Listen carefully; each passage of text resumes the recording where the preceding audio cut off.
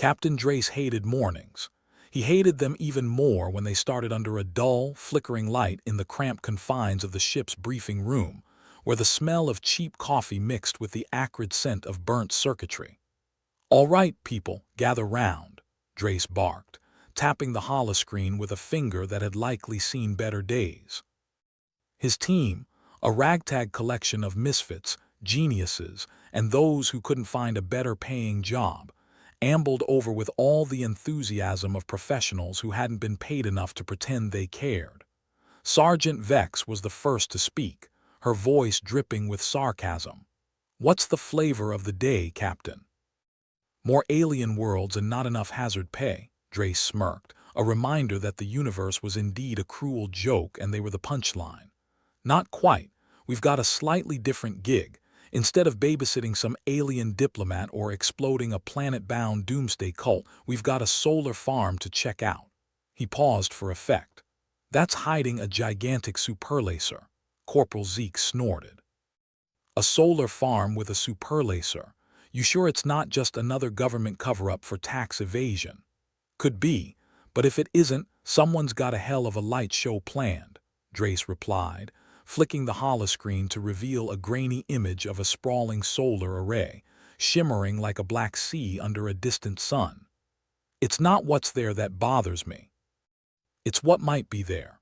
Private Juno leaned forward, her eyebrows knitting together like unruly caterpillars. "Let me guess. Forbidden Star Drive, right? The one they say could tear the universe a new one." "Bingo," Drace said, tapping the screen again. A rotating schematic of a bizarre, alien device appeared, its design as incomprehensible as the tax code. "Rumor has it some madman, or genius, depending on who you ask, figured out how to build a star drive that doesn't just move ships but entire dimensions, and it's parked right under that sunny facade. Why do I feel like this'll end with us getting vaporized or worse, writing apology letters to every race in the galaxy?" Zeke muttered under his breath. Vex gave him a playful punch on the shoulder. "At least it'll be the last apology letter you'll ever have to write." Drace ignored them, his eyes scanning the room. "I want us to get in, confirm the intel, and get out. If it's legit, we call in the big guns. If not, we mark it off as another wild goose chase and try not to freeze to death in deep space." Juno raised her hand. "What if whoever's running this show decides they don't like visitors? Then we show them what a pack of underpaid humans can do when they're pissed off enough," Drace replied, his grin a flash of teeth that spoke of more than a few close encounters with bad ideas. "Load up. We leave in 20. The room became a hive of activity, the soldiers donning their gear with the practiced efficiency of people who knew that hesitation only got you shot or, worse, demoted. As they scattered, Vex sidled up next to Drace, her voice low. "You really think it's there, Cap, the star drive?" Drace shrugged, the motion full of practiced indifference. "Doesn't matter what I think, Vex. Only matters what we find. And if we find it, well, let's just say our retirement plans might get a little more explosive." She laughed, a rough sound that matched the metallic rattle of the ship's old air scrubbers. "You always did know how to sell a mission," he winked. "It's a gift." The journey to the solar farm was uneventful if you ignored the grumbling from the back of the ship about the lack of entertainment or edible food. Drace sat at the helm, eyes on the navigation console, fingers dancing over the controls like a maestro conducting a symphony of potential disaster. They landed with a shuddering thud that suggested the ship had a death wish. Drace rose, turning to face his crew. "All right, ladies and gentlemen, let's not keep our hosts waiting." The solar farm stretched out before them, a monotonous sea of panels stretching to the horizon, each row like a soldier in an endless battalion of mirrored surfaces. The only thing missing was a brass band playing something suitably dramatic. "Place feels abandoned," Juno whispered, her voice carried away by the wind. "You sure there's something here?" "Oh, there's definitely something here," Drace replied, striding forward with the confidence of a man who'd walked into more traps than he cared to count. "The question is, will it be happy to see us? they reached the central hub, a towering structure of steel and glass that loomed like a sentinel over its sunlit domain. Drace activated his comms. "Vex, Zeke, take the perimeter. Juno with me." The inside of the hub was a stark contrast to the blazing outside.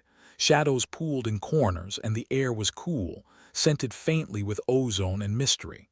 "Looks like a setup for a bad horror flick," Juno muttered, her eyes darting around as if expecting to see the boogeyman jump out from behind a door. "Well, then let's hope the monster's off duty," Drace said, making his way to the control room. The room was cluttered with monitors, each one showing a different angle of the solar farm. In the center was a console that blinked with unread messages that probably said something ominous like danger or turn back while you still can. "Here goes nothing," Drace muttered, tapping a few keys. The monitors flickered, and one by one, they revealed a hidden complex buried beneath the solar panels. "Holy shit," Juno breathed, her eyes wide as saucers. "It's real, it's all real." Drace's heart thudded in his chest, a steady drumbeat of impending doom. "Looks like we're in the deep now, Juno. Better call the others." Before she could respond, the entire structure shuddered, a low groan echoing through the hallways. Something was waking up, and it wasn't happy. "Captain," Vex's voice crackled over the comms, sharp with urgency. "We've got movement outside, lots of it." Drace swore under his breath. "Zeke, get to high ground. I want eyes on whatever's coming our way." "Roger that," Zeke replied, his voice steady despite the chaos brewing around them. Drace turned to Juno. "Find out where their power source is. We might need to pull the plug if things go south." "On it," she said, already at the console, fingers flying over the keys. The monitors flickered again, this time showing something that made Drace's blood run cold. A fleet of ships, sleek and deadly, was descending towards the solar farm. "Well, shit," Drace said, rubbing his temples. "Looks like we just became the main attraction." Vex's voice came through the comms again, tinged with grim humor. "Just like old times, huh, Captain?" Drace laughed, a harsh, bitter sound that bounced off the walls. "Yeah, let's just hope we don't end up like last time." "Copy that," Vex replied, the line going dead with a finality that hung heavy in the air. Drace took one last look at the monitors, the fleet drawing closer, a harbinger of doom on the horizon. "All right, team, let's show them what happens when you mess with a bunch of pissed-off humans." The ensuing chaos was a blur of noise and motion, the clatter of footsteps, the bark of orders, the hum of machinery, all blending into a cacophony of impending doom. Drace led the charge, his team moving like a well-oiled machine, each member playing their part in a deadly dance. They moved through the complex, shutting down systems, disabling defenses, doing whatever they could to slow the tide of destruction bearing down upon them. "Juno, status," Drace shouted over the comms, ducking behind a console as a stray shot pinged off the metal. "We're close, Captain," she replied, her voice a lifeline in the chaos. "Give me a few more minutes." "We don't have a few more minutes," Drace retorted, eyes on the monitor still showing the fleet drawing ever closer, a nightmare made real. "Then stop talking and let me work," Juno shot back, her tone sharper than a vibroblade. Drace grinned despite himself, adrenaline coursing through his veins like a live wire. This was what he lived for, the thrill of the fight, the razor's edge between life and death. Time seemed to slow, each second stretching into eternity as they fought to hold on, as the fleet loomed closer, as everything teetered on the brink of disaster. Then, just as hope seemed lost, Juno's triumphant shout cut through the noise like a beacon. "Got it." "Power's down." The lights flickered, and the screens went dark, the hum of machinery dying away to leave only the heavy silence of a world caught in the balance. Drace let out a breath he hadn't realized he'd been holding, his heart pounding against his ribs. "All right, team, let's get the hell out of here before someone decides to turn the lights back on." They moved as one, the bond of shared danger strengthening their resolve, their only thought to escape, to survive another day in a universe determined to see them fail. As they made their way back to the ship, Vex's voice crackled over the comms, laced with dark humor. I think we should get hazard pay for this one, Captain. Drace chuckled, the sound carrying through the air, a spark of defiance against the void. I'll put in a word with HR. Somehow, I doubt they'll listen, Zeke added, his voice weary but alive. Then we'll make them listen, Drace replied, his eyes on the horizon where the fleet still loomed, a reminder of the price of curiosity. One way or another. They reached the ship, and as they prepared to take off, Drace took one last look at the solar farm, a monument to the madness of mankind and the drive that pushed them ever forward into the unknown and beyond. As the ship lifted off, leaving the destruction behind, Drace couldn't help but smile, a grim, determined smile that promised the universe they weren't done yet, not by a long shot. The ship shuddered to a halt like it was having second thoughts about the whole landing thing, but Captain Drace had other concerns. He was staring at the enormous solar farm spread out before them, a sea of panels glistening under the sun like a million mirrors trying to outshine each other. Well, Drace said, squinting against the glare, if that doesn't scream secret superweapon testing ground, I don't know what does. Vex snorted beside him, her sarcasm as reliable as an old pair of boots. Looks more like a solar cookout for all the galaxy's bureaucrats. Wonder if they serve snacks. Hope they don't, Zeke muttered, tugging at his utility belt. Last batch of rations tasted like they were cooked in motor oil. Juno, ever the curious one, was already fiddling with her handheld scanner. So, anyone else wondering why we're on a wild goose chase for a star drive that might blow us into another dimension? Only every second of the day, Drace replied, leading the way towards the central hub. But if this thing's real and as unstable as they say, we're looking at galaxy-wide fireworks. The kind that ends with us all in tiny pieces. They reached the hub, a looming structure that seemed to glower at them like a bouncer at an exclusive club. The door slid open with a reluctant hiss, and they stepped inside, the cool air a relief from the blistering heat outside. Juno made a face. Whoever designed this place had a flair for the dramatic. Yeah, nothing says nothing to see here like a Gothic cathedral of technology, Vex remarked dryly, scanning the interior. Drace tapped a few keys on the console, and the monitors flared to life, illuminating the room with a ghostly glow. The screens showed overhead shots of the solar panels, and more importantly, the gigantic superlaser hidden within the farm's intricate layout. Well, that's not ominous at all, Zeke said, raising an eyebrow. I bet they just use it to zap space trash, right? Drace's grin was more wolf than man. Let's hope they don't aim their recycling initiatives our way. As they watched, the superlaser began to hum, a deep, throaty vibration that set their teeth on edge. A beam of searing light shot out, slicing through space with a precision that was almost beautiful if you were into that kind of thing. Okay, Juno said, eyes wide, so it's definitely not for zapping trash. Unless the trash is the size of a small moon. Just your average day at the office, Drace muttered, staring at the monitor like it owed him money. We've got to get a closer look at that star drive. The thought barely had time to settle before the ground shook beneath them, a tremor that felt a lot like the universe having a fit. The lights flickered, and an alarm started wailing, a banshee's cry that promised nothing good. Now what? Vex snapped, as if the building itself had personally offended her. Drace's fingers flew over the console, bypassing security protocols like he was swatting flies. The screens flickered again, revealing a burst of energy emanating from beneath the solar farm. It was wild, chaotic, and very, very unstable. That's the star drive, Juno whispered, her voice tinged with awe and terror. It's real. And it's having a meltdown. Great, Zeke sighed. As if we didn't have enough problems with our own tech trying to kill us. Drace nodded, his mind racing. We need to get closer. Figure out if there's a way to shut it down before it turns this place into a crater. Or we could just leave, Vex suggested deadpan. Pretend we never saw anything. I could do with a vacation. Tempting, Drace said, and for a moment it seemed like he was actually considering it. But no, there was that damn conscience again. But what are the odds someone else will stumble across it and decide to play God? Pretty good, considering human nature, Zeke pointed out. Exactly, Drace said. That's why we need to make sure whoever's behind this doesn't get the chance.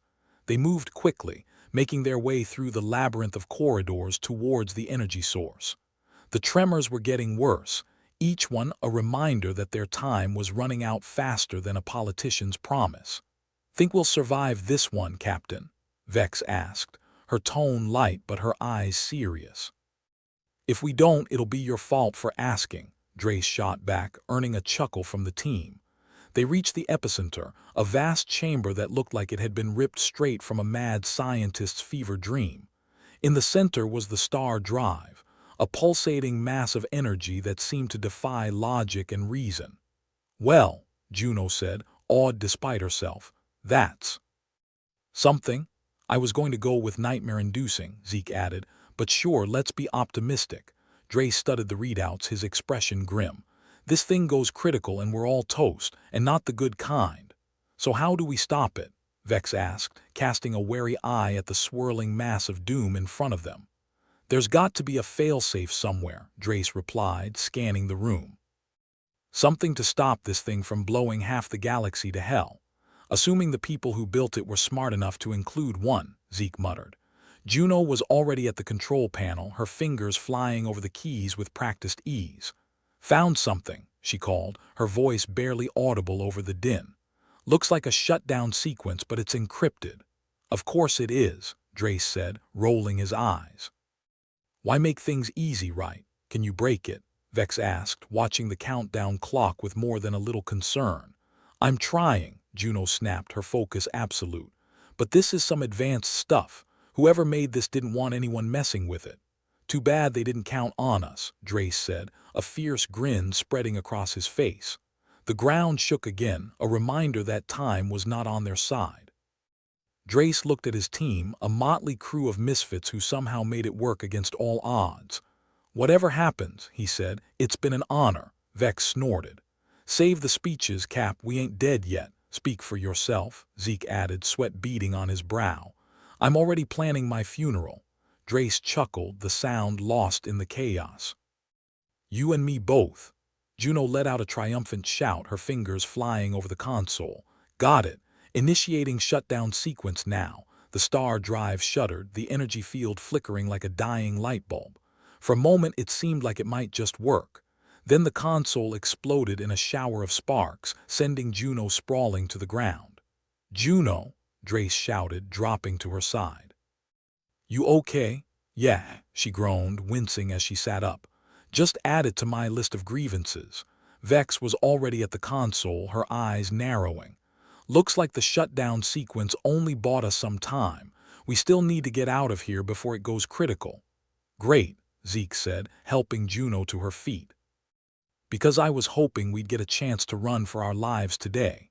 Let's move, Drace ordered, his voice carrying over the din. And pray this thing doesn't take us with it. They sprinted back through the corridors, the tremors growing more violent with each passing second. The ship was their only chance now, and it was a long shot at best. Think we'll make it, Vex shouted, her voice barely audible over the chaos. Define make it, Drace replied, his grin a slash of white in the gloom. Ahead of them the exit loomed like the mouth of a beast, ready to swallow them whole. They burst through it, stumbling into the harsh light of the solar farm, their only thought to reach the ship before everything went up in flames. Engines are still hot, Zeke said, panting as they clambered aboard. We might just pull this off. Don't jinx it, Drace warned, taking the helm with the urgency of a man who knew he was running out of time. The ship roared to life, lifting off with a grace that belied its age. They soared into the sky, the solar farm shrinking beneath them, a ticking time bomb just waiting to go off. Everyone buckle in, Drace called, his gaze fixed on the horizon. This is going to be rough. The ship lurched as the star drive reached critical mass, a blinding flash of light engulfing the solar farm in a cataclysmic explosion. The shockwave hit them moments later, sending the ship tumbling through space like a leaf caught in a storm. Hold on to your lunch, Vex yelled, gripping her seat like it was a lifeline. Drace fought the controls, coaxing the ship back on course with a skill born of desperation. The explosion faded behind them, a reminder of how close they'd come to oblivion. "Well," Zeke said, his voice shaking with adrenaline and relief, "that was fun." "Speak for yourself," Juno muttered, her face pale. "Next time, let's pick a mission that doesn't involve almost dying." "Where's the fun in that?" Drace replied, a grin tugging at his lips. Vex chuckled, her laughter a bomb against the chaos. "You know, Cap, one of these days we're going to run out of luck." "Yeah," Drace said, looking out at the stars. "But not today." For a moment they sat in silence, the enormity of what they'd just survived settling over them like a blanket. Then Drace shook his head, his grin widening. "All right, team," he said, clapping his hands together. "Who's up for a drink?" The chorus of groans and laughter was all the answer he needed. As the ship hurtled through space, leaving the ruins of the solar farm behind, Drace couldn't help but feel a sense of satisfaction. Sure, they were battered, bruised, and more than a little insane, but they were alive. And in this galaxy, that was more than enough. The ship hummed with the quiet anxiety of a gambler on his last credit, the controls vibrating under Drace's fingers as they left the solar farm's fiery demise in their wake. The cabin stunk of burnt electronics and sweat, a smell that could be bottled and sold as "Eau de Last Chance." "Next stop, anywhere but here," Drace called back, glancing over his shoulder. The crew was strapped in, each looking like they'd rather be anywhere else. Even the dented metal walls seemed to sag in relief. "Captain, remind me why we ever get out of bed," Vex piped up, her voice dripping sarcasm. "Because I'm really starting to question life choices right now." "You get out of bed because I won't pilot this tub alone," Drace shot back, flashing a grin that was more grim than cheerful. "And because misery loves company, obviously." Zeke leaned back, hands behind his head. "I think I'd rather face another glitchy toaster than whatever that was. At least toasters don't blow up galaxies." "Speak for yourself," Juno chimed in, fiddling with her handheld scanner. "The last toaster nearly electrocuted me." "Yeah, but did it also have the potential to tear a hole in reality?" Zeke countered. "There's a difference, Juno." "Enough," Drace said, cutting through their banter. "We've got new problems, that star drive. The readings were off the chart. We've got to find out if there are more like it and who's dealing them out like candy." The crew's groans were audible, but they knew the score. In this line of work, curiosity wasn't just a cat killer, it was a full-time job. "We're headed into an alternate dimension," Drace continued. "Intel suggests similar tech might be hiding there. Our job is to gather info and get back without getting atomized." "Right, because hopping dimensions has never gone wrong before," Vex muttered, rolling her eyes.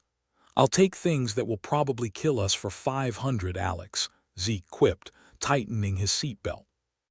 "Relax," Juno said, flicking through the scanner's data. "Worst case, we end up as cosmic dust. At least we won't have to pay taxes." With a reluctant sigh, Drace engaged the modified star drive, one that, for now, operated without the whole exploding universe feature.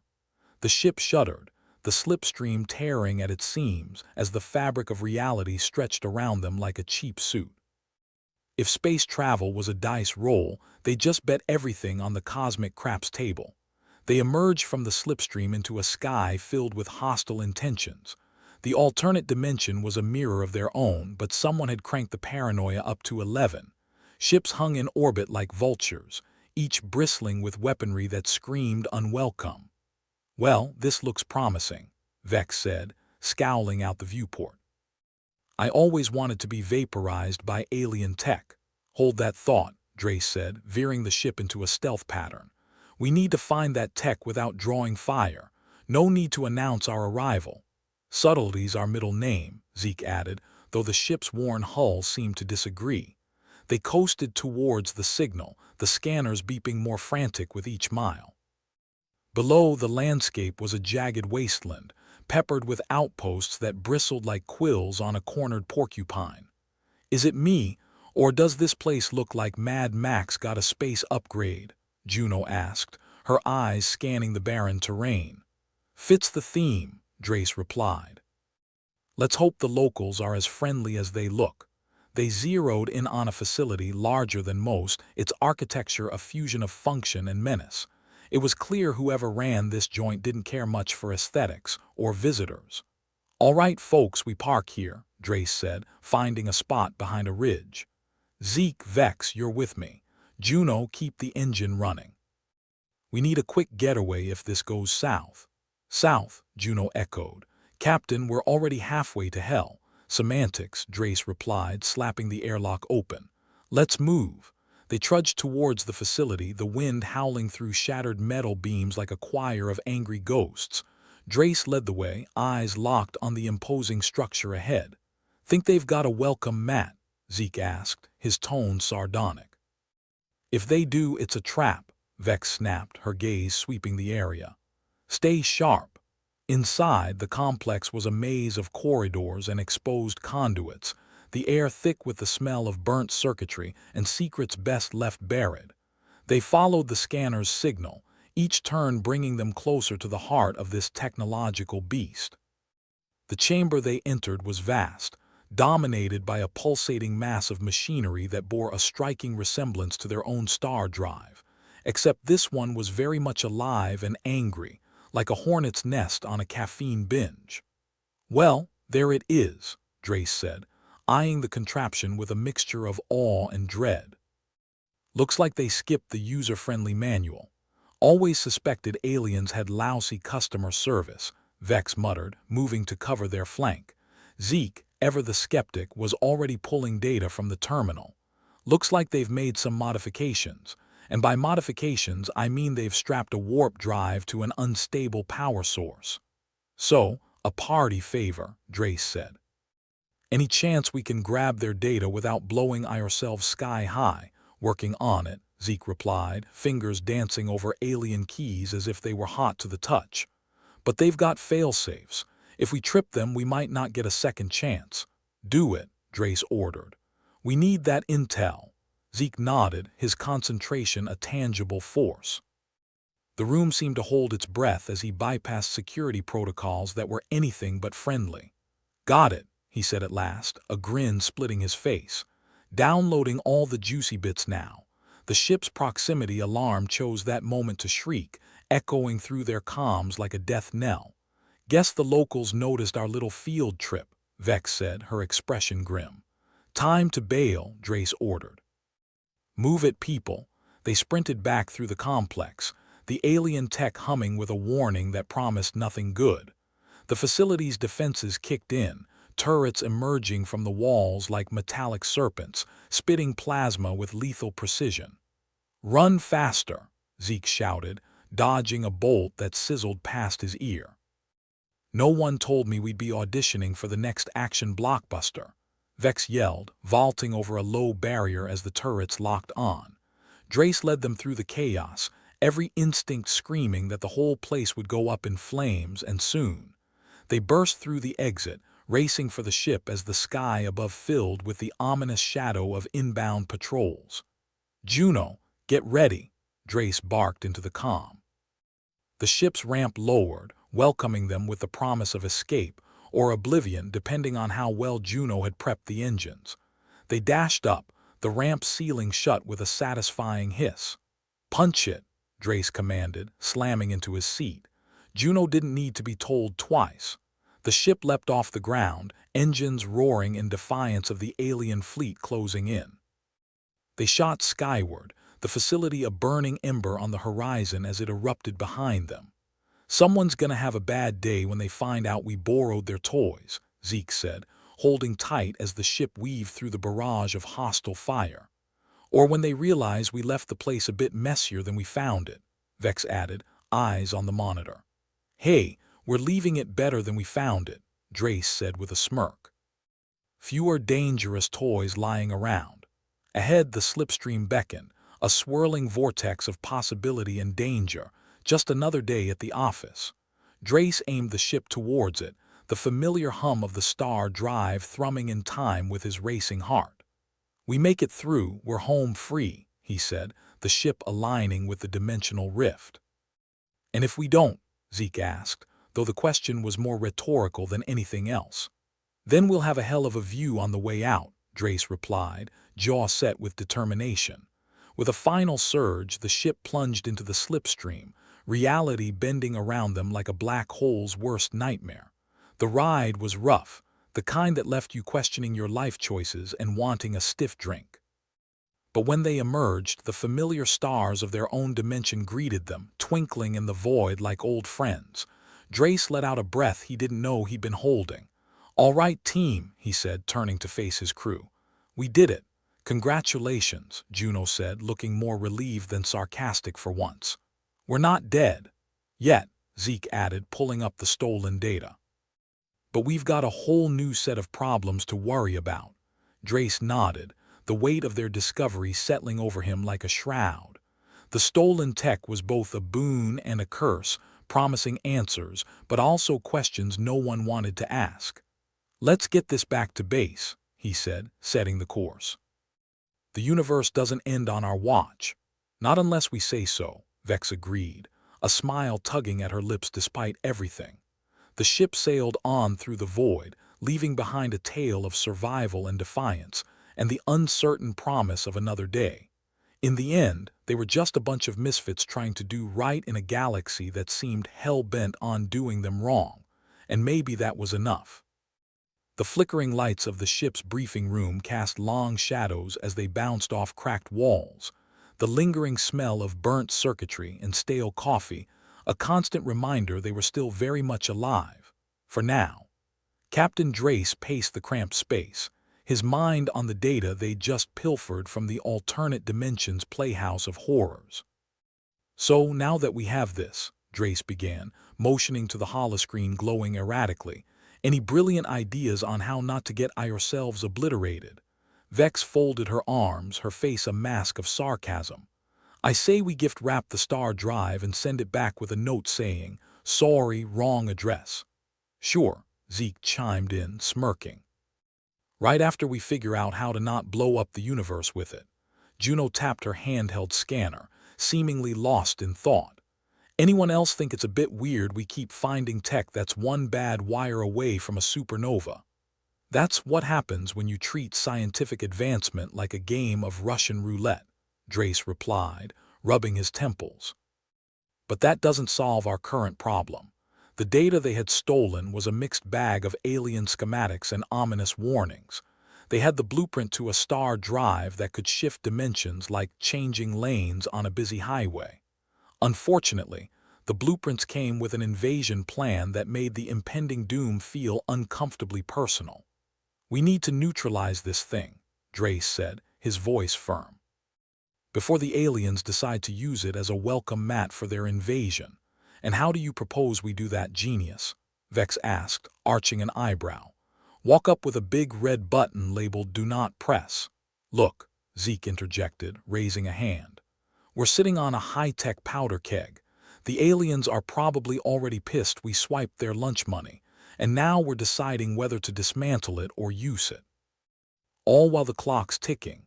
Ticking faster than I'd like," Juno added, glancing at her scanner. "I'm picking up increased chatter on comms. They're prepping for something big." "So, what's the plan, Captain?" Vex asked, her tone challenging but not without a hint of genuine curiosity.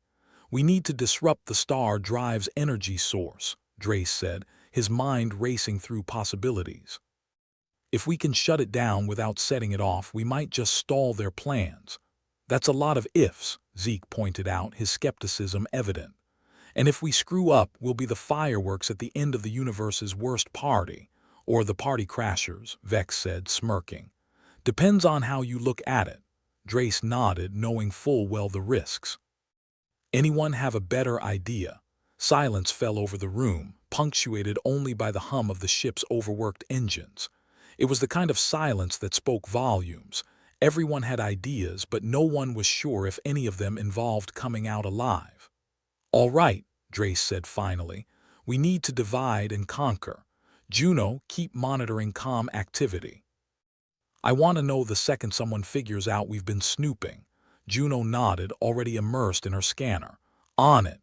"Zeke, you and Vex take a look at the data," Drace continued. "See if there's anything we missed, any weak points we can exploit. Exploiting weak points is our specialty, Vex replied, a wry smile on her lips. Right, Zeke, like kids left alone in a candy store, Zeke agreed with a grin. And I'll figure out a way to rig our own tech to counteract theirs, Drace finished. We need to be ready for whatever they throw at us. Or whatever we end up throwing ourselves into, Vex muttered, as she and Zeke turned their attention to the holoscreen. Drace left them to it, moving to a corner to brood over the ship's schematics. The room was a cacophony of whispers, each crew member working against the ticking clock of impending doom. It was the kind of pressure that either forged heroes or buried them.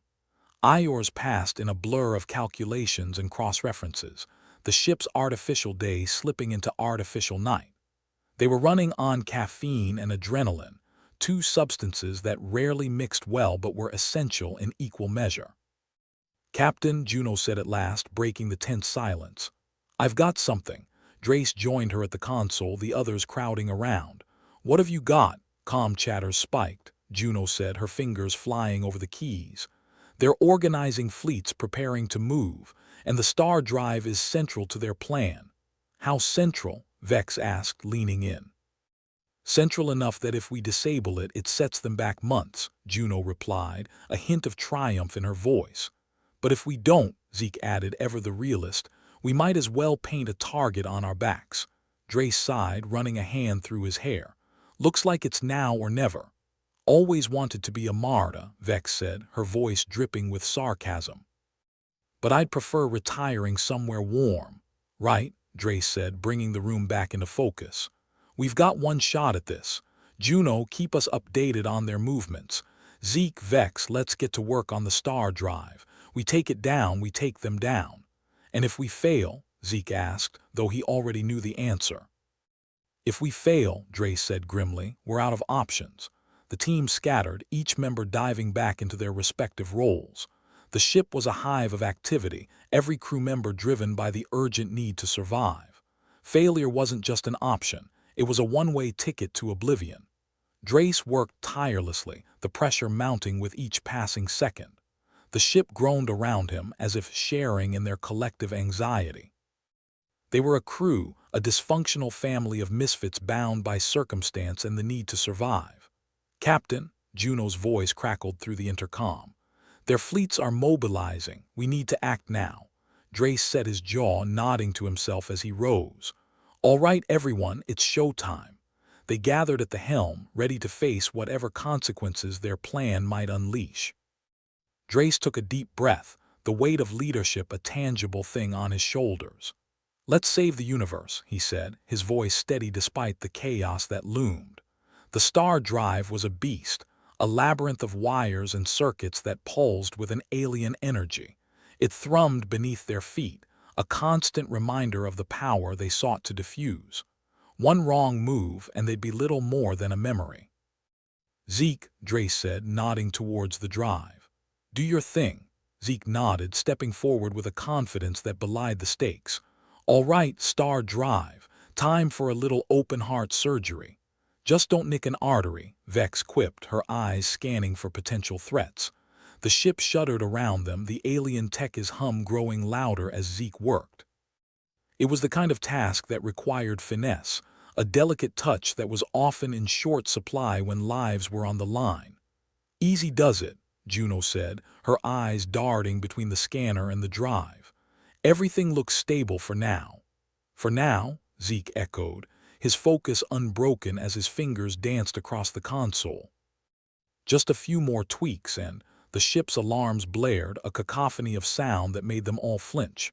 Drace's heart skipped a beat, the reality crashing down around them. "We've got company," Juno shouted, her eyes wide as she scanned the data. "They've found us." Drace's mind raced, the aliens' impending arrival a death sentence hanging over their heads. "Vex, get to the weapons system." "Juno, keep monitoring their movements." "Zeke, hurry it up." With a nod, Vex sprinted off, her footsteps echoing through the ship as she prepared for battle. The weight of imminent conflict settled over them, a storm they could only hope to weather. "Almost there," Zeke muttered, his hands moving faster than the eye could follow. "Just need a little more, got it." The star drive's hum died away, the threat temporarily neutralized. Relief swept through them, a brief respite in the chaos that surrounded them, but their victory was short-lived. The alien ships loomed closer, their intentions clear and deadly. This was it, the final showdown, a test of everything they'd prepared for. "Everyone to their stations," Drace shouted, his voice cutting through the cacophony. The crew scrambled, each member taking their place as the ship prepared for battle. It was a fight for survival, a last stand against an enemy that seemed unstoppable. "This is it," Drace said, facing his crew one last time. "Let's show them what we're made of." The first shots rang out, the ship shuddering under the assault, but they held firm, defiant in the face of overwhelming odds. Drace gripped the controls, determination etched into his features. They were a crew, a family bound by their shared purpose, and together they would fight until the end. The battle raged on, a cacophony of fire and fury that filled the void. But within that chaos there was hope, a spark of defiance that refused to be extinguished. And as long as that spark endured, they would fight. Against the odds, against the darkness that threatened to swallow them whole. For they were human, irreverent and flawed, yet unyielding in the face of adversity. And that, more than anything, was their greatest strength.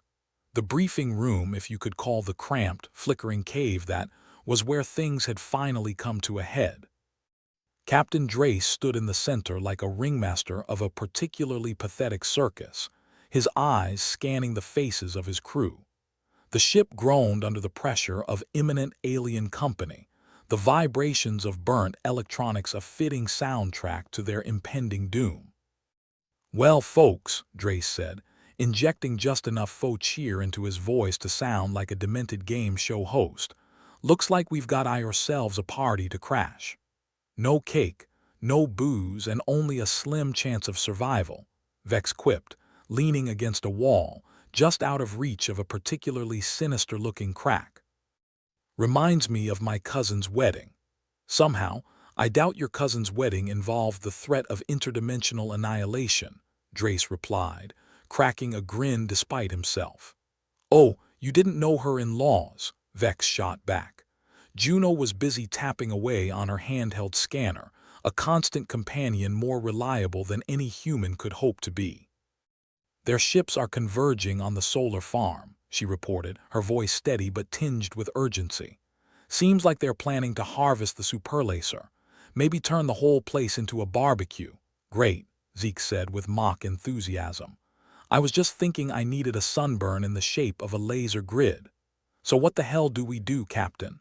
Vex asked, her tone shifting from sardonic to serious. "We do what we're best at," Drace replied. "Surviving the impossible." They took their positions like actors in a tragic play, each step rehearsed through countless drills but never under stakes so high. The ship's control room was a dimly lit pit, screens casting an eerie glow on faces taut with tension. It was all so grimly familiar, yet so desperately surreal. Drace stared at the mass of alien ships on the display. "Juno, I need you to keep feeding us their movements. Vex, get the weapon systems prepped. Zeke, make sure the star drive stays offline. The last thing we need is to jump into another dimension because someone sneezed on the wrong button." Zeke nodded, already half buried in a mess of wires and circuits. "Don't worry, Captain. I've got it locked down tighter than a miser's wallet." The tension in the room was palpable, like a storm cloud ready to burst. The crew, a ragtag band of misfits brought together by fate and bad decisions, was at its breaking point, yet there was a grim resolve that knit them together. They had nothing in common but desperation, and the hope that they might see another sunrise. "All right, people," Drace said, his voice cutting through the chaotic symphony of status updates and alarm klaxons. "This is our darkest hour. Let's not make it our last." The alien ships emerged into view, sleek and deadly like the knives of some cosmic butcher. They moved with a precision that was almost beautiful, a deadly ballet of destruction. "Hostiles incoming," Juno said, her eyes never leaving the scanner. 20 clicks and closing fast. "Time to earn our keep," Vex muttered, fingers dancing over the weapon's console. The first salvos exchanged were a riot of light and sound, the ship shuddering as alien fire pummeled their shields. Drace held the controls with white-knuckled determination, navigating through the chaos with the skill of a pilot who had nothing left to lose. "Shields holding, but just barely," Vex reported, her voice a tightrope of tension and forced levity. "I'd say they're as stable as a one-legged stool." "Remind me to thank whoever designed them," Drace said, grimacing as another barrage rocked the ship. Zeke's voice crackled over the intercom, calm but urgent. "Star drive steady, Captain." "But if they hit us directly, we're toastier than a sunbather on Mercury." Not exactly comforting, but at least he hadn't said they were doomed. Drace took what small mercies he could get. The alien fleet was relentless, their ships weaving through the solar farm like a pack of wolves through a field of sheep. The solar panels were more than just potential power sources now. They were obstacles, providing momentary cover in a dance of life and death. "Vex, take out the lead ship," Drace ordered, his voice a whip crack in the chaos. "With pleasure," Vex replied, her fingers flying over the console. The ship's main gun roared, a lance of energy slicing through the void and striking true. The alien vessel shuddered, then exploded in a brilliant flash of light. One down, 100 more to go. "Nice shot," Juno said, her eyes glued to the scanner. "At least we know they can bleed." "Bleeding's good," Drace agreed, his mind racing to keep up with the unfolding battle. Dying would be better. The fight dragged on, every second stretching into eternity. Alien ships darted in and out of view, their weapons hammering at the shields with relentless fury. The crew worked in grim silence, their movements a well-choreographed dance of survival. "Captain, shields are at 30%, Vex reported, her voice strained but unwavering. "We're running on fumes." "Just hold them together a little longer," Drace said, his eyes fixed on the display. "We're not done yet." The alien fleet was regrouping, their ships forming a phalanx of destruction. It was a sight that would have cowed lesser souls, but this crew had long since abandoned the notion of fear. "We have incoming," Juno shouted, her scanner flaring with new contacts. "They're launching fighters." The fighters swarmed like angry hornets, buzzing around their ship with deadly intent. The ship rocked as the first of their stings struck home, the shields flickering under the assault. "Zeke, give me good news," Drace said, his voice a lifeline in the storm. "Good news is we're not dead yet," Zeke replied, managing a grim chuckle. "Bad news is they're not stopping." Drace forced a grin, though it felt more like a grimace. "I'll take what I can get." The ship shuddered under another barrage, the lights flickering as the power struggled to hold. It felt like the universe itself was laughing at their hopeless struggle, a cosmic joke with no punchline. "Proposal, we save the day and survive," Vex suggested, her sarcasm a sharp edge against the despair.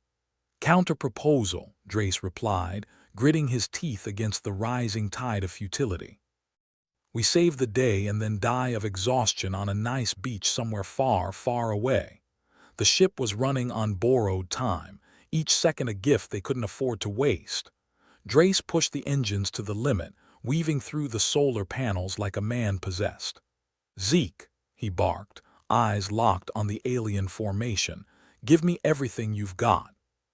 "We can't let them hit the star drive." "You got it, Captain," Zeke replied, his voice crackling with static as he worked. "Just don't expect any miracles." "Miracles are above our pay grade," Drace quipped, his focus unyielding. "We'll settle for a fighting chance." The ship plunged into the heart of the enemy formation, weapons blazing as they carved a path through the chaos. It was a reckless move, but desperation was a powerful ally and their options were running out. "Direct hit," Juno shouted, her voice a beacon in the storm. "That took the fight out of a couple of them."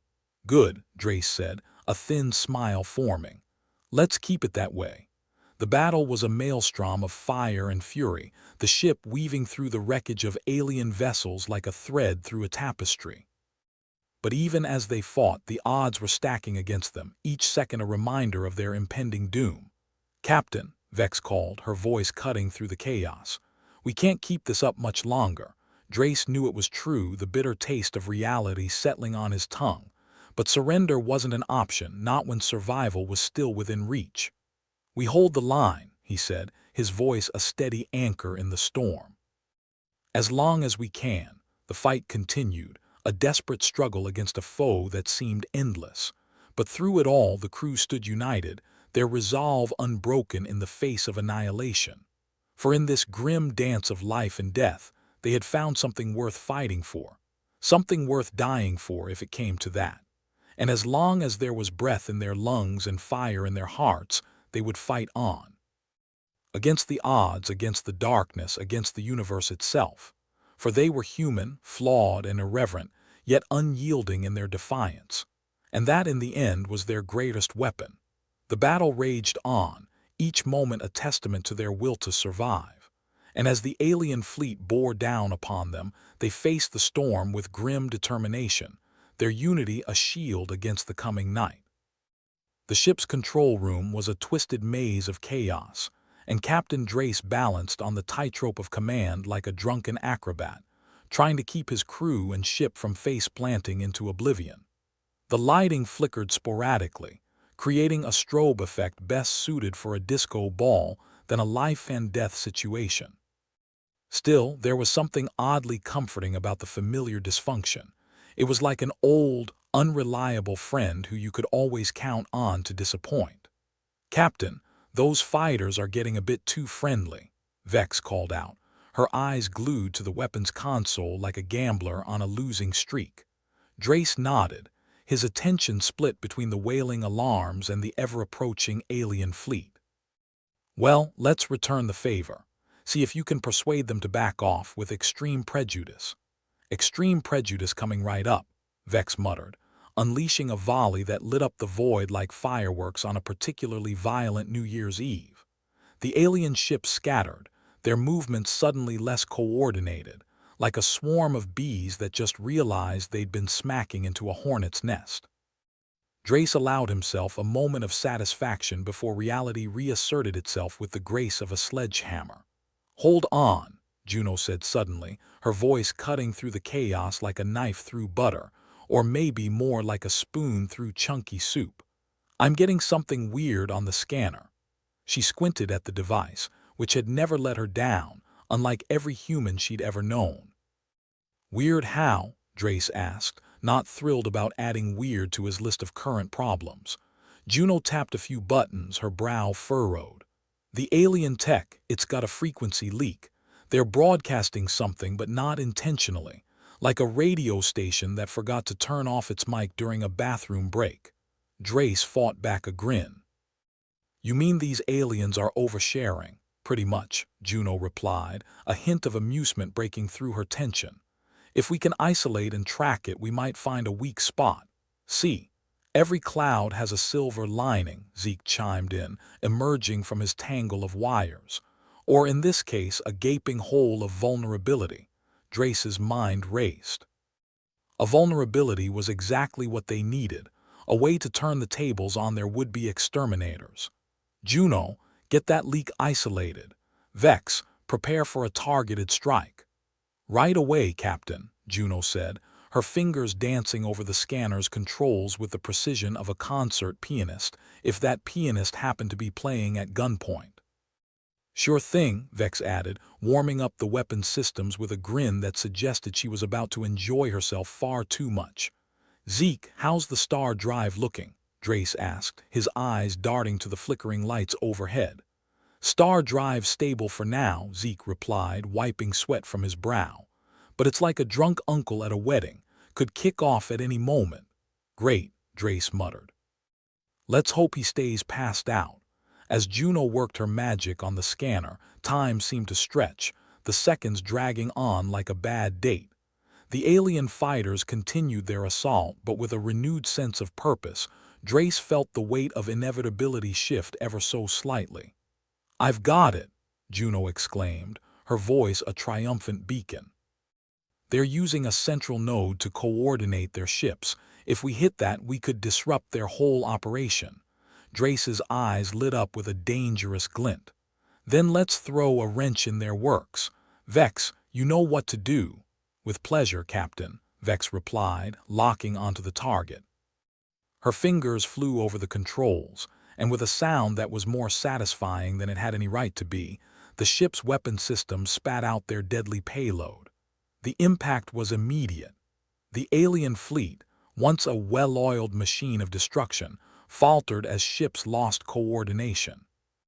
Some veered off course, others collided in a spectacular display of incompetence, and Drace couldn't help but feel a touch of pride in their handiwork.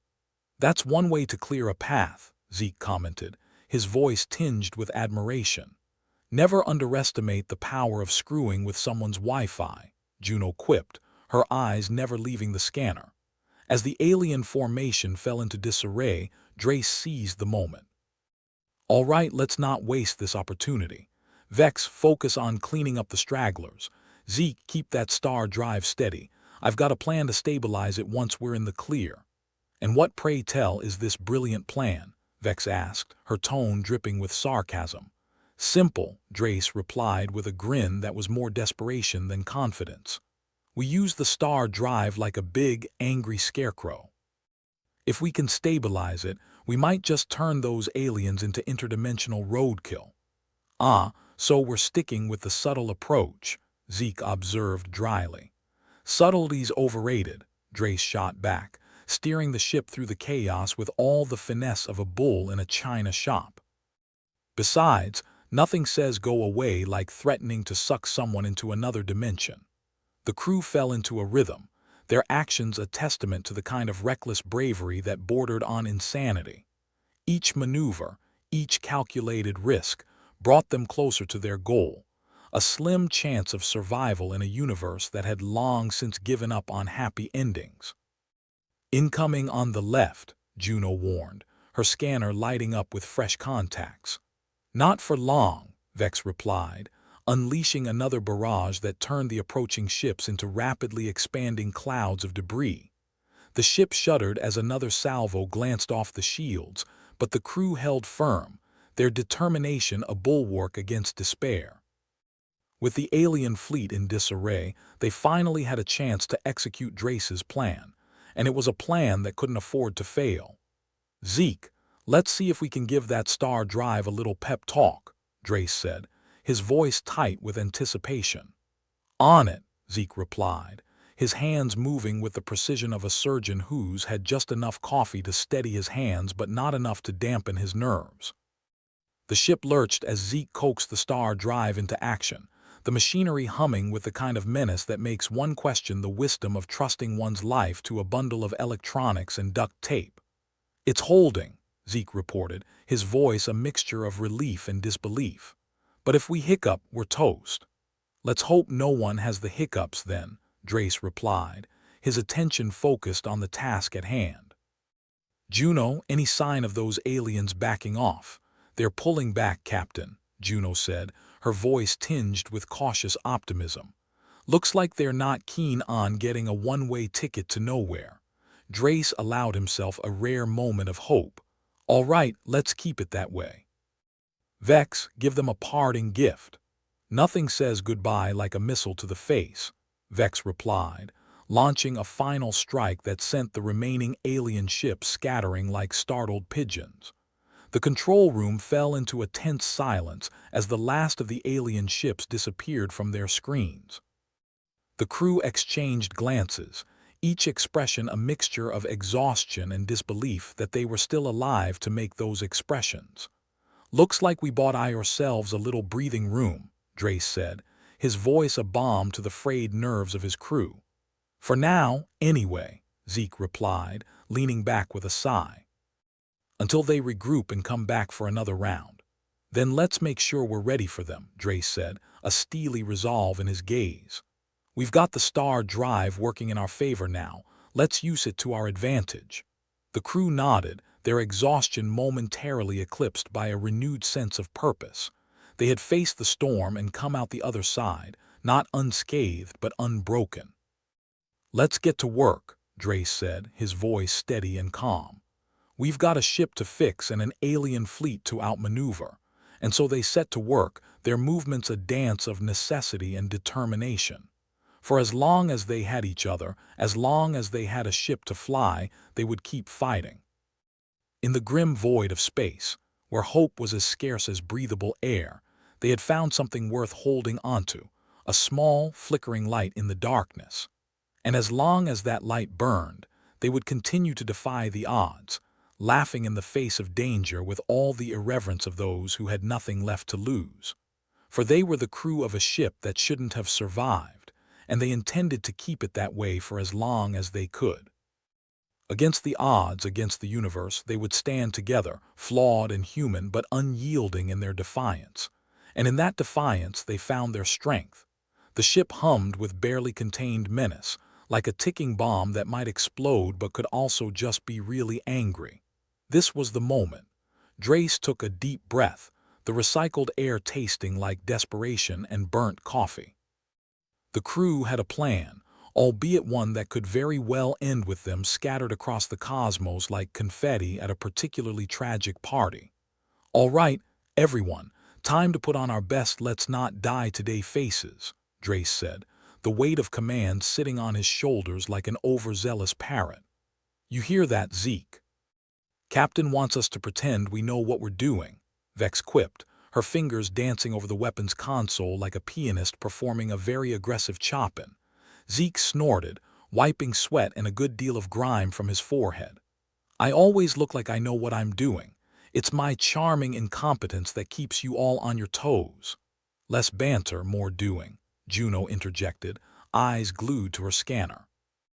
If intensity could zap alien ships into oblivion, they'd be home free by now. "They're regrouping. We need to destabilize them again." "Right," Drace said, his voice a blend of determination and gallows humor. "Juno, keep an eye on their movements. Vex, give them a little more to think about." Vex obliged with a grin that was more wolf than human, launching another barrage that sent ripples through the alien formation. Explosions dotted the void like a rogue artist's attempt at impressionism. The enemy ships reeled, struggling to maintain formation as the crew pounced on this newfound chaos. "Looks like they're having a bad day," Zeke observed, not without a touch of satisfaction. "I bet their fleet coordinator just resigned." "Good, because we're just getting started," Drace replied, steering the ship with the kind of caution reserved for someone threading a needle while being shot at. "Zeke, how's that star drive looking?" "Like it's about one missed coffee break from a nervous breakdown," Zeke said, not missing a beat. "But it's stable, for now." "Great," Drace said, his eyes flicking to the holoscreen which was flickering like a strobe light in a questionable nightclub. "Let's see if we can turn this lemon into a lemon-flavored grenade." The plan was audacious, bordering on stupid. But stupid plans were their specialty, and survival was the ultimate prize. With the star drive functioning at least as well as a rock pretending to be a spaceship engine, it was time to make their move. "All right, team, we're going to use the star drive to give them a taste of interdimensional upheaval," Drace announced. "Juno, keep scanning. Zeke, hold that drive together. Vex, keep their attention." "That's a lot of orders," Vex said, her voice dripping with sarcasm. "You gonna order us to breathe next?" "Only if it saves time," Drace shot back. "Now let's make some alien soup." The crew moved with purpose, their actions a symphony of irreverence and desperation. Juno's scanner beeped a warning, indicating fresh alien contacts, but she remained focused, isolating frequencies like a DJ determined to ruin everyone's favorite songs. "I'm picking up an anomaly," Juno announced, her voice cutting through the tension. "It could be a weakness in their system." "Or a trap," Zeke added, because optimism was not his strong suit. "Only one way to find out," Drace said, his tone suggesting he was well aware of how reckless this all sounded. "Vex, prep the superlaser. Let's see if we can use their own tech against them." Vex's grin widened. "Always wanted to fire a superlaser at something." "You know, just to say I have." "Life goals," Zeke muttered, focusing on keeping the star drive from exploding in a blaze of irony and failed engineering. The ship's systems hummed with lethal potential as Vex targeted the anomaly. The superlaser charged, a low thrum that reverberated through the ship like the ominous growl of a mechanical beast. The tension was palpable, a collective breath held in anticipation of either triumph or catastrophic failure. "Fire!" Drace commanded, his voice calm, belying the chaos of their situation. The superlaser spat its deadly payload, a beam of energy that sliced through the void like a cosmic scythe. The alien ships, mid-regroup, were caught off guard. The beam tore into their formation, disrupting their coordination, sowing confusion and destruction in equal measure. "That did it," Juno exclaimed, her eyes alive with the thrill of improbable victory. "They're faltering. We hit something critical." "Ha, take that, you space bugs," Vex crowed, her hands deftly moving to capitalize on the opening. "Let's not celebrate just yet," Drace cautioned, though he couldn't deny the surge of adrenaline coursing through him. "Zeke, what's the status on the star drive?" "Stable for now," Zeke replied, fingers flying over the controls. "But it's like balancing on a knife edge. One wrong move and we're toast." "Then let's keep it steady," Drace said, his mind racing through contingencies and strategies, each more ridiculous than the last. "Juno, any more surprises?" "Just the usual," Juno said, a wry smile tugging at her lips. "Aliens regrouping, potential backup on the way, and our ship leaking more energy than a drunk at a party." "So, a typical Wednesday," Drace said, nodding. "All right, here's what we're going to do." Before he could finish, the ship lurched violently as if offended by their sheer audacity. The lights flickered and alarms blared, a cacophony of sound and fury signifying a whole lot of trouble. "Report," Drace barked, wrestling with the controls. "Looks like their backups arrived," Juno said, her scanner lighting up with new contacts. "More of them." "They're like cockroaches," Vex grumbled, resetting the weapon systems. "Let's hope they're as easy to squash," Zeke added, his tone somewhere between hopeful and resigned. "All right, people, time to earn our keep," Drace said, his eyes hard with determination. "Vex, keep them off us. Juno, find us a way out. Zeke, keep that star drive under control." "Sir, yes, sir," Zeke said, a mock salute accompanying his words as he focused on the star drive's precarious systems. As the alien reinforcements closed in, the crew worked with a grim determination, their irreverence a veneer over the very real danger they faced. They were outnumbered, outgunned, and out of options, but surrender was not in their vocabulary. "At least not yet." "Juno, any luck with that exit strategy?" Drace asked, dodging another volley that rattled through the ship like an unwelcome reminder of their mortality. "Working on it," Juno replied, her fingers flying over the scanner controls. "If I can isolate the right channel, we might be able to piggyback on their communications and disrupt their coordination." "Sounds like a long shot," Vex said, launching another barrage with the kind of enthusiasm usually reserved for sports fans and pub brawls. "It's a shot," Drace said, refusing to entertain the alternative. "Zeke, how's the star drive holding up?" "Like a champ," Zeke said, though his expression suggested otherwise. "But it's one step away from a meltdown. We need to act fast." "Then let's make it count," Drace said, eyes fixed on the holoscreen as he maneuvered the ship through the chaos. The crew's actions were a blur of controlled chaos, their movements a dance of survival and defiance. Juno's scanner beeped urgently, signaling a breakthrough in their efforts to disrupt the alien communications. "I've got it," Juno exclaimed, her voice cutting through the tension.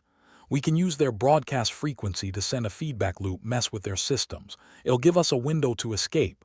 "Perfect," Drace said, relief threading through his voice. "Do it." Juno executed the command, her actions swift and precise. The ship shuddered as the feedback loop engaged, the alien ships faltering as their systems scrambled to compensate for the sudden disruption.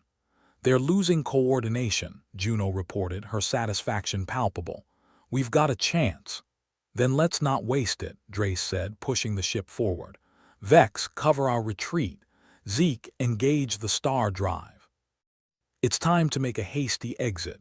The ship surged forward, the star drive engaging with a hum that was equal parts promise and threat.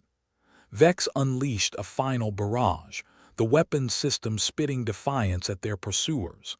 "Looks like they're not too happy about us leaving," Vex commented, a grin in her voice. "Can't imagine why," Zeke replied, his focus split between the star drive and the looming threat of another alien volley. The ship shuddered as the star drive powered up, the surrounding stars blurring into streaks of light. The alien ship struggled to follow, their systems still reeling from the feedback loop. "Hold on to something," Drace warned, his grip tight on the controls. "We're jumping." The star drive engaged fully, the ship lurching forward as reality bent around them. The sensation was disorienting, like being yanked through a funhouse mirror by an impatient toddler.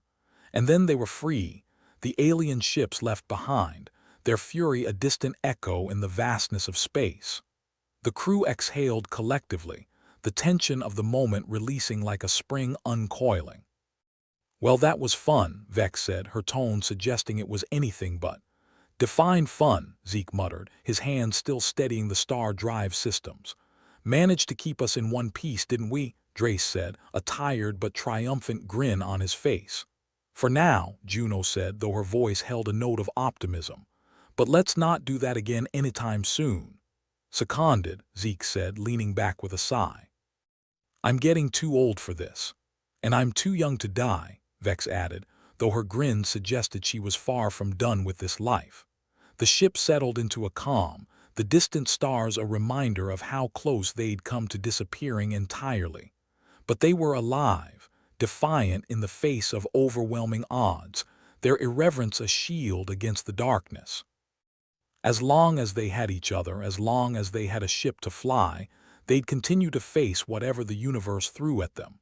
Together, against the odds, they'd stand, a testament to humanity's stubborn persistence. And in that persistence, they'd find their strength. The ship's control room was quieter than a librarian's funeral, and that was saying something given the recent events.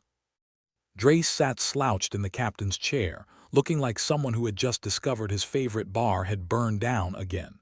He rubbed his temples, contemplating the universe's sick sense of humor. They'd survived, sure, but the question now was, at what cost? "So," Zeke began, staring at the screens with a mix of awe and dread, "we didn't explode. That's gotta be a first." "Yeah, well, don't get used to it," Drace replied, leaning back. "Next thing you know, they'll expect us to pay taxes." Juno, still stationed at her scanner, raised an eyebrow. "Think we hit them hard enough to make them reconsider their invasion plans?" "I think we scared them off long enough to catch our breath," Drace said. "But knowing our luck, they'll be back with bigger guns and worse breath." Vex snorted from her weapons console.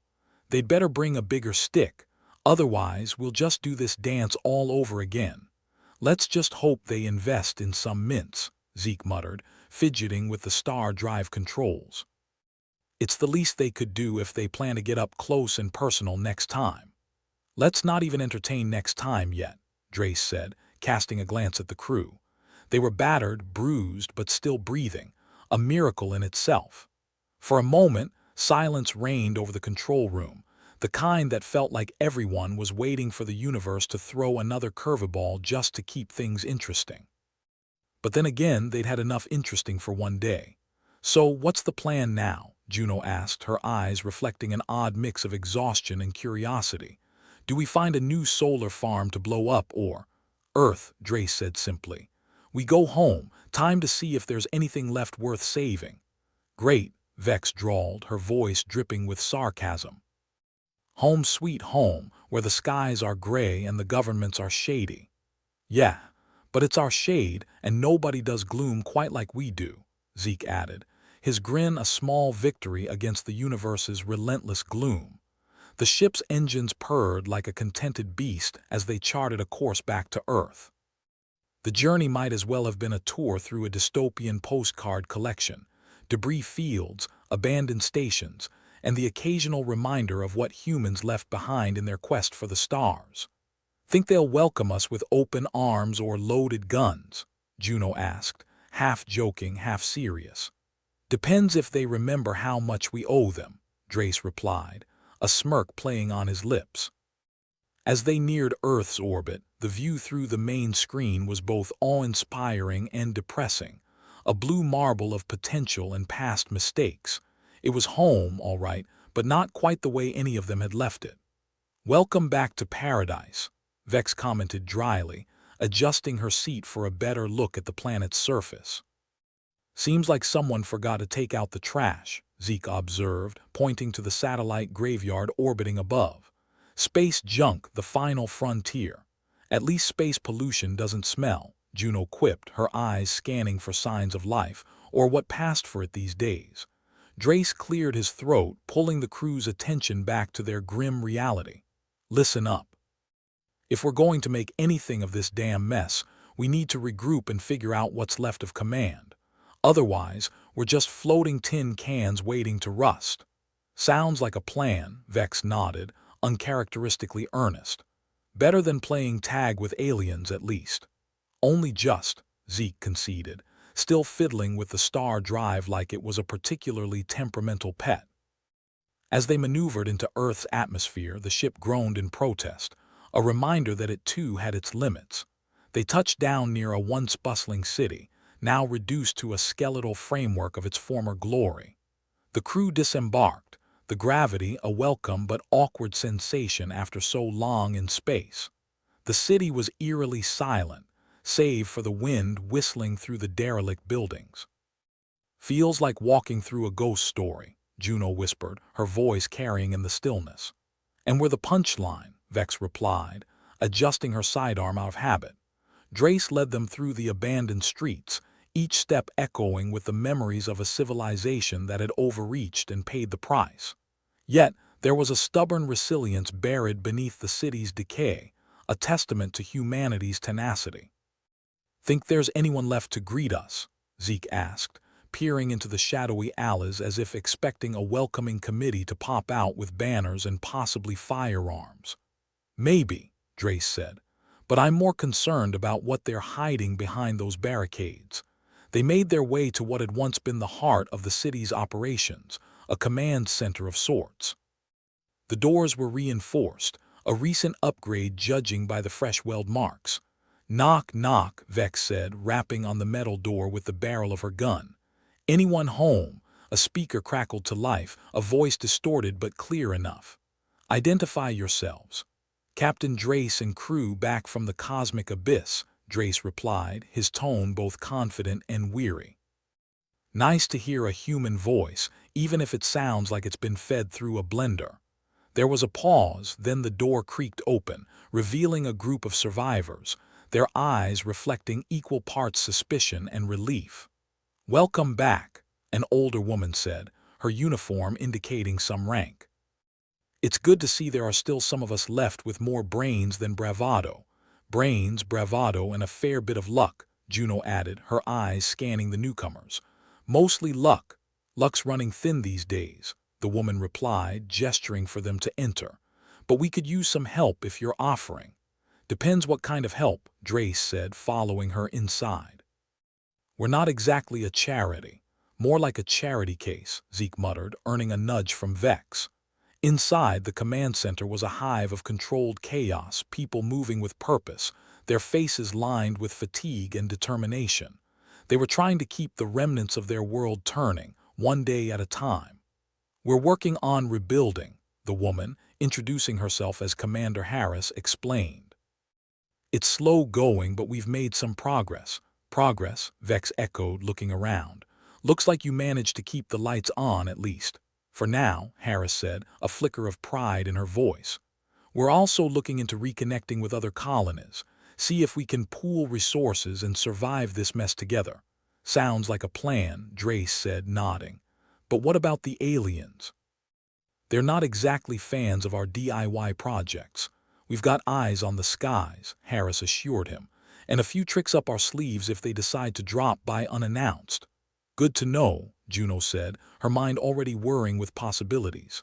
"We might have a few tricks of our own to share." "More like borrowed without asking," Zeke interjected, earning a collective chuckle from the crew. As they settled into the command center, the crew found themselves surrounded by a sense of purpose, something they'd sorely missed.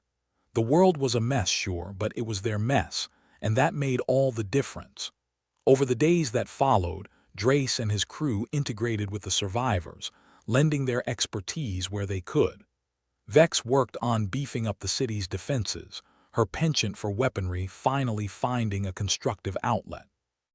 Zeke, despite his quirks, proved invaluable in stabilizing power grids and patching up tech. Juno, with her endless curiosity, helped map out alien activity, ensuring they weren't caught with their pants down again. In the evenings, they'd gather around makeshift tables, exchanging stories and plans, the camaraderie a balm against the uncertainty of tomorrow. "Feels good to be doing something again," Vex admitted one night, staring into the flickering glow of an old lantern. "Even if it's just patching holes." "Better than making new ones," Drace agreed, raising a cup in a half-hearted toast. "To not dying today," Zeke added, joining in. "And maybe doing something worthwhile tomorrow," Juno finished, her eyes reflecting a quiet hope.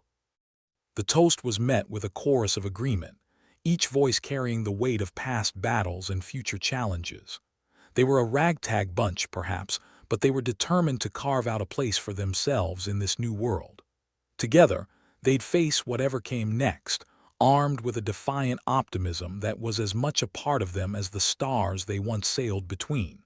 For in the end, it wasn't just about survival. It was about finding meaning in the chaos, about daring to hope even when the odds were stacked against them. And that, Drace mused, was the real victory, one that not even the vast, indifferent universe could take away.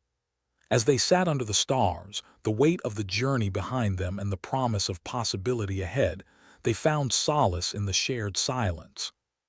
The universe might be vast and uncaring, but here together, they had carved out a corner of it that was theirs and theirs alone.